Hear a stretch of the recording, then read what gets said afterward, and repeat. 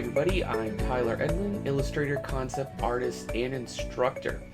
And today we're going to be talking about balancing efficiency and quality in the work that we produce. It was a topic that comes up usually every term. I had a discussion with many artists on Facebook a little while back, took some notes. Now I do think it comes up because there's always a deadline. There's always that end goal, over the artist's head. I gotta produce something, or I have to produce X amount of things by such and such, or I have to do X amount of studies within, a certain time frame, or there's that pressure, to get a job. So it's like everything is adding weight, everything is, it's seemingly about speed, and that's, I think, where the efficiency comes in. And of course, the quality aspect is that we're expected and we want to produce, of course, our best and our strongest pieces, but there has to be a compromise somewhere, right? Like if we're just aiming for quality, but we're trying to also get things, off. There's a certain quality to aim for, that we strive for, and we're always in a rush or in a hurry of sorts. So how do we balance that? How do we kind of aim for quality that we're doing pretty quick? So that's basically what we're going to be going over tonight. So let's begin. So I suppose my first suggestion or tip in regards to balancing efficiency and quality is to set up your intent before you begin. Now, if we're talking about concept design, my question would be, is there a design problem to solve? So in these examples here, these are from my week 2 of Fundamentals of Design class that I challenge the students to basically kind of come up with labels and set their goal up. So for example, I need to design a Gothic caravan that feels charming. So we have all the components we really need to get going for a well-focused design. Now, if I just told the class, hey, I need a caravan, that's too open. What type of caravan is it? What sort of emotional response is it supposed to get from the audience? It could literally be anything. And so by setting up the intent, that really solves a lot of problems for you before you even begin the drawing stage. Here's another great example, right? I want to design a stylish hunter that looks ridiculous. So it's pretty cool. And in all honesty, when it comes to something like this, if you can find contradicting statements or phrases or things that are not normally associated with one another, usually, like hunters are rugged, they're tough, they're pretty bold. So kind of having a bit more of a flamboyant, stylish hunter makes the design a little bit more interesting. Now, artistically, how could we approach this? Well, for me, if I'm starting up a painting or an illustration, what I want to know before I begin is what is basically my desired level of finish. What am I aiming for? Is it something like a sketch? Would it have flat colors? Would it have full rendering? Or is it merely just seeking to do a study to practice a particular fundamental or technique? There always should be an intent that can increase your focus before you ever sit down. Like, I guess for me personally, I never just sit down and I'm going to draw for the sake of drawing. There's always a very specific reason, and there's something very specific I'm trying to get out of a particular drawing or a painting session. Of course, this may be a little bit different for me because the art and stuff, this is my business, this is my livelihood, so I have to be, direct with it much more than someone that treats art as a hobby. So what this boils down to is that if you know why you are creating, often enough that can dictate your next steps, which, would be the process for which you're going to be setting out to do whatever that may be. And of course the flow should be a bit smoother, which leads to my second major thing, planning accordingly. So let's say, you know what the desired outcome is. So how do we end up getting there? Does your piece need an elaborate line drawing? Maybe you're skilled enough to bypass the line drawing and go right into a full value or color sketch. Some people even jump in by painting over photos or 3D. How much reference are we going to need? Can you save time by using 3D or photos? So basically, For this, what I like to do to really streamline my own process is to have lots and lots of organized reference. And I've talked about this before. Now, here's just a little bit of part of my directory that I have set up on my server that I can grab these photos that I can log into from any kind of workstation, um, ever, as long as I can, log in. So some of these, are organized purely by rocks. Sometimes they're organized by the pack that I get them from. There's, many different folders of like skies or buildings. And this saves me loads of time since I'm not looking or relying on Google to by chance stumble upon some really good stuff and stuff that's also of decent enough quality to use on a project. So if I need to draw, machinery and some stuff that I'm actually not that familiar with, or not as familiar as I'd love to be, I just have folders of this sort of reference with hundreds of image that I can get in there and study the shapes, study the forms, trying to ask myself the questions of how certain things work, and I can jump from folder to folder as a project may need. Now, alternatively, my second favorite way to catalog reference is by Pinterest. What's so great about this is that it's online. It literally takes no hard drive space, and it's really great that you can find something like, here's my creature texture folder, or you can grab something like this, which is pretty crazy, and it automatically starts to find fairly similar things to the subject matter, which is great because you can just keep getting more and more and more, and of course none of it really takes that hard drive space. So Pinterest and organized photo reference, a great time saver, always keeps me moving forward and not wasting time referencing. Now the next tip I'd like to give, I kind of already dabbled in, but it definitely deserves to be its own sort of bullet point, and that's limitations and restraints.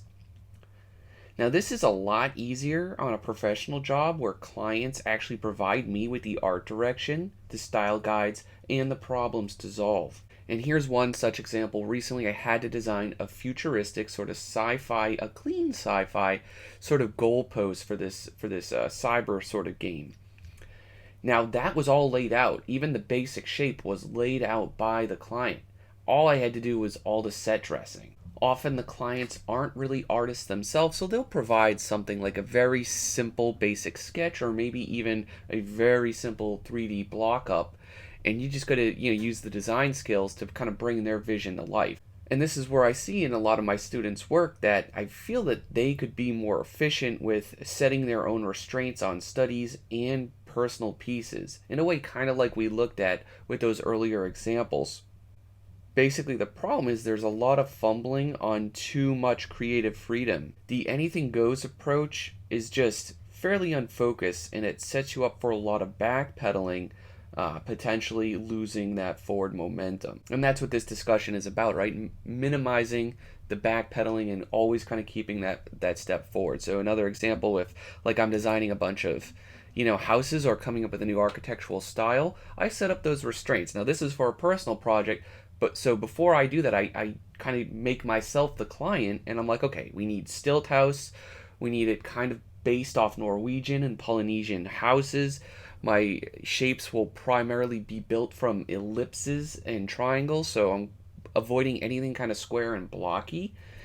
And that was just enough to kind of really get me going.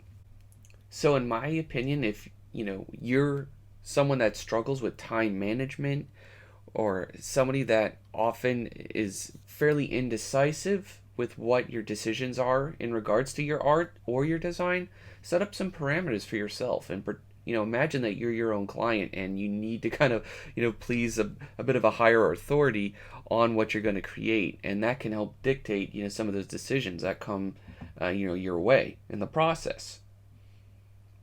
Now I feel like I should say at this point that you really ought to be familiar with the fundamentals: line, shape, pattern, rhythm, light, color, composition, these artsy sort of things, because it's rather difficult to create something of high quality, let alone to accomplish this with any sort of efficiency if you're just not that familiar with them. Now, I'm not saying you need to be a master of these. I think very few of us actually are, but a base understanding should do plenty fine. And this will come down to having a process that manages these fundamentals for you in a way that makes them, more streamlined and more systematic. So does it make sense for you personally to start a painting through the use of texture if the form is not blocked out yet? This is a case where I personally say no, you shouldn't. Not, but there are some artists that I've seen start abstractly from crazy textures and abstraction and can kind of build, a fairly tangible painting from that. If your composition and lighting skills are weak, does it make sense for you to start your image in value or even color? And again, I'd recommend not to. I'd say try to resolve your image in the drawing first, regardless of what the subject matter is.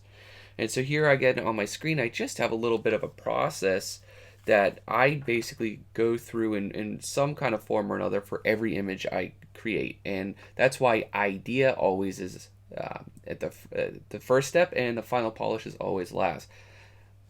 Sometimes I switch around the middle stages, but that's the general flow. And it's a pretty fail-safe way if you kind of just go things one step or one phase at a time. Now, my last tip on this topic would be to, and a lot of people agreed because they weighed in on Facebook again, was to solve the large problems first. Save the smaller things like the little details for last.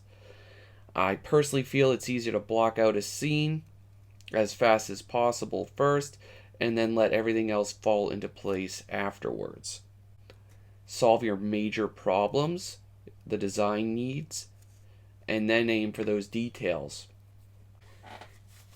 Here's one such example of that from a recent post I made. Here's the original sketch for it. Now I did flip it horizontally, but like discarding that, this was done in maybe like 45 minutes, like very quickly, very direct. But it's not like at face value the most technically challenge or impressive painting. It's very quick.